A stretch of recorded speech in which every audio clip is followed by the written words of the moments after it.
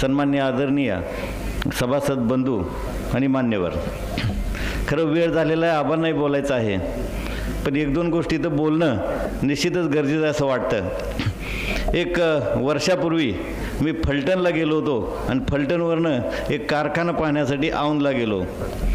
त्या कारखान्याचे मालक होते. चर्चा करत असताना मी विचारलं, साहेब कसा चालला आहे कारखाना, काय प्रॉब्लेम वगैरे.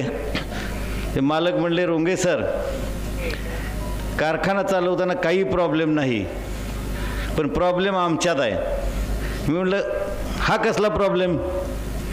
म्हणले, आम्ही कर्ज काढलं की ते कर्ज काढले विसरतो, आलेले पैसे आमचेच आहेत समजतो. कारखाना सुरू केला, शेतकऱ्यांचा ऊस आणला, साखर केली, साखर विकली, एक ट्रक विकली 10-15 कोटी रुपये येतात. ते आलेले पैसे शेतकऱ्यांना द्यायचे असतात हे आम्ही विसरून जातो, ते पैसे आमचेच आहेत समजतो. आणि मग दुष्टचक्रात आम्ही अडकतो. शेतकऱ्यांचे बिलं थकतात, कामगारांचे पगार थकतात आणि मग सगळंच मोडकळीला यायला लागतं. आणि हे ज्यावेळेस आम्हाला कळायला लागतं त्यावेळेस फार उशीर झालेला असतो, वेळ निघून गेलेली असते. कल्याणराव काळेसाहेबांची आता वेळ निघून गेलेली आहे. येणारा प्रत्येक पैसा त्यांना वाटतं फक्त त्यांच्याच मालकीचा आहे. आणि गेले 22 वर्ष आपण त्यांना त्या कारखान्याच्या चेअरमन पदाच्या खुर्चीवर ठेवलेलं आहे.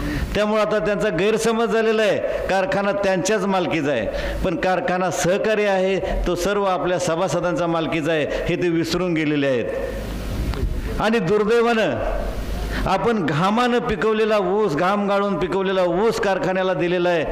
तो ऊस पण आपल्या मालकीचा आहे ते समजत नाहीत, ते त्यांचाच मालकीचं समजतात. त्यामुळे ऊसाचे राहिलेले 31 कोटी रुपये देणं आहे असं ते मानतात की नाही, याच्याबद्दलच फार मोठं प्रश्नचिन्ह माझ्यापुढे उभं राहिलेलं आहे. दीपकदादा आणि आम्ही एकत्र बसलो आणि ठरवलं, काही झालं तर त्या चुका टाळायच्या, एकत्र यायचा. आबाच्या नेतृत्वाखाली आम्ही दोघं एकत्र आलो. दोघांचे आम्ही आता तिघं झालेलो आहोत. त्यामुळे यावर्षी 16 तारखेला विजय 100% आपलाच आहे, निश्चित आपला आहे. बिनधास्तपणे, डोळसपणे, जागरूकपणे 16 तारखेपर्यंत रात्रीचा दिवस करून आपल्याला काम करत राहायचं आहे. एवढं जर आपण केलं तर निवडणूक आपल्या हातात आलेली आहे. अजिबात हलगर्जीपणा कोणीही करायचं नाही, एवढीच या निमित्तानं विनंती करतो. येत्या 16 तारखेला आपलं चिन्ह परत एकदा घड्याळच आहे. आपले 20 उमेदवार सक्षमपणे या निवडणुकीला सामोरे जायला लागलेले आहेत. या 20 उमेदवारांना घड्याळाच्या चित्रावर फुलीचे शिक्के मारून प्रचंड बहुमतानं निवडून द्यावं,